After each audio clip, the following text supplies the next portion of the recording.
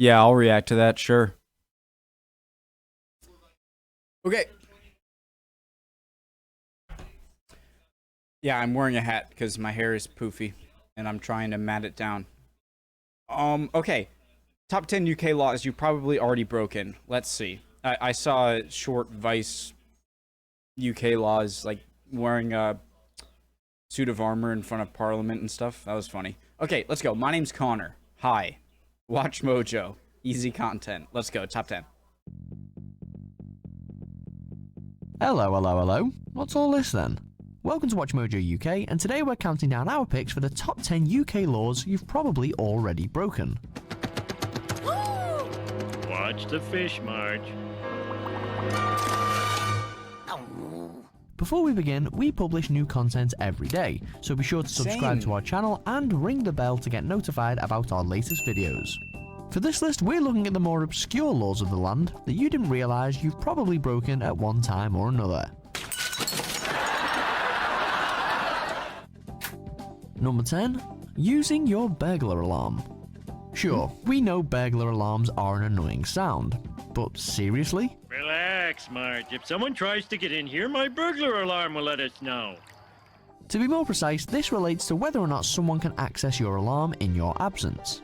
As it turns out, it is an offence, thanks to the Clean Neighbourhoods and Environment Act 2005, to activate your burglar alarm and not nominate a key holder who can access said alarm if it goes off in your absence. So, if you don't have it. Number 9, making a slide from ice and snow. Ah, snow days, snowmen, snowballs. Okay, so the first one wasn't the most ridiculous. The, like, fish in odd circumstances, like handling a fish in suspicious... So I get it, like, it goes off, people complain, they're not shutting it off, and so have a turner offer, okay. Ball fights and sledges, what joy. Ow! Son of a nutcracker! Classic. Unfortunately, anyone who's ever enjoyed themselves after a blizzard can consider themselves a hardened criminal. You can thank the Town Police Clauses Act of 1847 for this particular grinchiness. I've never seen the National Lampoon movies. To be fair, it was only introduced to reduce unnecessary danger and obstructions in the streets. But it's the fact that something so innocent is illegal. Oh, and the same act also forbids flying kites and playing football in the street for the same reasons. So that's summer ruined as well. Number 8. Carrying a plank of wood or a ladder on a pavement. This law only applies to London, but Section 54 of the Metropolitan Police Act forbids the carrying of planks of wood or ladders on the pavement, unless you're unloading it from a vehicle.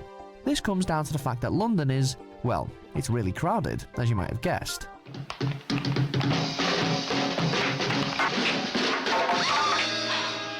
The same law also prohibits transporting tubs, casks, wheels, and hoops along the pavement. So, any builders hoping to get up to any Laurel and Hardy style shenanigans would do well to watch The Shawshank Redemption before contemplating a life of crime. Number 7. Going as a soldier for fancy dress. Before you get any bright ideas about dressing up and roaming the streets as Robson Green or Sergeant Bilko, just remember that Section 2 of the Uniforms Act 1894 makes it illegal. I think I'll kill him. Maybe I'll just strangle him a little. No. Oh, excuse me, sir. It should almost go without saying, I have and certainly without surprise, but if you are not serving in the military, you are not allowed to wear a military uniform without Her Majesty's permission. That includes at fancy dress parties. Otherwise, you could be looking down the barrel of a month-long stretch in prison or a £1,000 fine.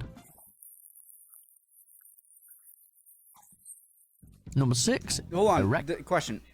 Does that mean, like, wearing any sort of like, what if you're wearing, like, a camo pants, military-style boots, and, like, a camo, coat? Like, is that illegal, or is it just, like, wearing an official UK uniform? Erecting a washing line. You can thank the Metropolitan Police Act of 1839 and the Town Police Clauses Act of 1847 for this oddity. To be fair, this one specifically refers to putting up washing lines across the street, presumably to cut down on horse rider decapitations. I told that idiot to slice my sandwich. Ow! Whilst it's unlikely anyone would do this, what do you make your clotheslines out of? Barbed wire? Like, how does that decapitate someone? the very least it's a hassle, and at most you're exposing your tighty-whities and delicates to passing cars and lorries, it's worth bearing in mind unless you want to wind up in the clink. Number 5. Being drunk in a pub. It may sound counterintuitive, and it may rub rough against the very Okay, come on. fabric of British society, but you'll need to cut down on those half shandies at lunchtime. Well, if you're not buying, you might as well shoot off. Beg your pardon? You heard me. Get him up, pup. Now, technically, the Licensing Act of 1872 doesn't limit its jurisdiction to just the pub. It also extends to the highway or any other public place, but it does include it. And if enforced, it could result in a £200 fine. Obviously, it's difficult to distinguish between tipsy and drunk, but under the circumstances, you're probably the least qualified to make that distinction.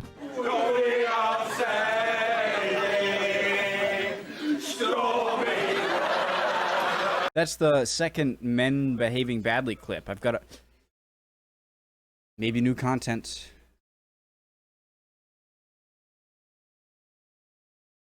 Wait, we're... Okay. Number 4.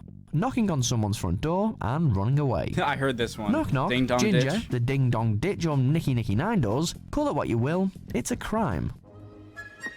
I should have been arrested a few times in my teen years. That's right, if any Dennis the Menace wannabes fancy getting you out of your chair by hilariously ringing your doorbell and running away before you answer, you are legally obliged to rugby tackle them and perform a citizen's arrest. The 1839 Metropolitan Police Act outlawed this harmless bit of fun, and as such, any would-be criminals indulging in this behaviour could technically be charged on account of trespassing and disturbing the peace.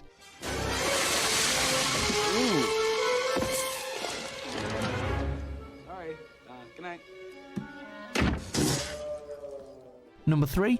Failing to carry a spare dog poo bag. Some people take their dogs seriously, like a child or human member of the family. Is our bathroom Maybe I'm just a scumbag, but has anyone ever done like the fake pickup? around here? Oh, you need to go pee or poop? Poop. One poop removal? Wow, did I just go poop? You sure did, all digital. Others take your dog's dropping seriously, and understandably, expect you to keep their pavements and footpaths clear of dog eggs. In Northamptonshire's Daventry Council, for example, there is a potential fine of up to £100 for dog owners if they are caught without bags for their dog's mess. £100 for dog owners if they are caught without bags for their dog's And there was American flag there. mess. This means that if you have already cleaned up said dog's mess and end up using your only bag and are subsequently caught without a bag from any potential second sittings, you could still receive that hefty fine. No, oh God, no.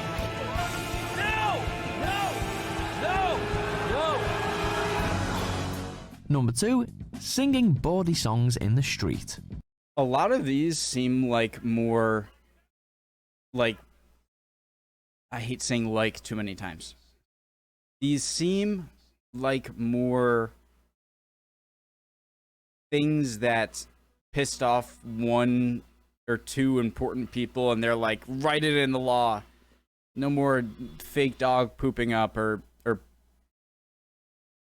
never mind. You know what I mean? Like, they just, some of them are so strange that it's like, did really like a full community get behind that to like, yeah, and then like put it into law? It just sounds like, oh, that sucks. Never mind. I'm not making any sense. Afraid it's the old Metropolitan Police Act of 1839 again, in all its nitpicky glory. They just don't like the idea of you having fun, do they? I'm singing in the rain, just singing in the rain. Is this Mary Poppins? To be fair, it's often understandable, particularly when things are getting especially raucous and antisocial. Whilst the pub landlord might well be responsible for how drunk you get on his premises, on the streets, you're on your own, and if you're caught squawking bawdy ballads, you could be nicked. Classic. Such good movies. However, we certainly wish the policeman who goes up against a band of overly merry football fans chanting "Who ate all the pies?" the very best of luck. Who ate all the pies? Who ate all the pies? You fat bastard! You fat bastard! You ate all the pies! Come on! Number 1. Asking a stranger for parking change. Really? Lord have mercy on the hard and See, crim this who dares... seems like such a This seems like a really important person just got like asked for change one day, and it really pissed them off, and they're like, write it in the book, no asking for change. Like some of these, how did entire communities get behind these laws to get them instated? I just don't get it. To bum some change. Sure, it's likely we've all done it, but there's no safety in numbers and no shelter in ignorance. Official whacking day parking. $10 per axle. Per axle.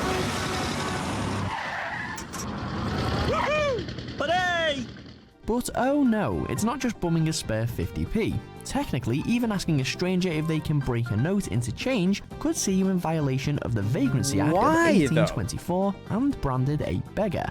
Remember me? Hey, I need information. You can give it to me now. Alright, chill. Come on. Well, I haven't know your voice. The penalty? A month in That's the House Spider-Man? of Correction. So next time you're parking up, make sure you've got the correct cash. Are the newer Spider-Man movies any good? I feel like I haven't seen one since the Tobey Maguire Spider-Man 1 day or 2. A month in the House of Correction. So next time you're parking up, make sure you've got the correct cash. Or just pay by card. Hey, take it easy. Do you agree with our picks? Check out these other great clips from WatchMojo UK and be sure to subscribe and ring the bell Weirdest to be notified. jobs in Britain. Easy content. I can't put too many Watch Mojo videos out in one day. I'll get righted. Alright, hope you're all doing well. That was fun. If you are not doing well, don't worry. Chin up, friend. You'll be good soon. I thought it might be a good idea to bring this over here, but it's kind of annoying me now. Bye, guys.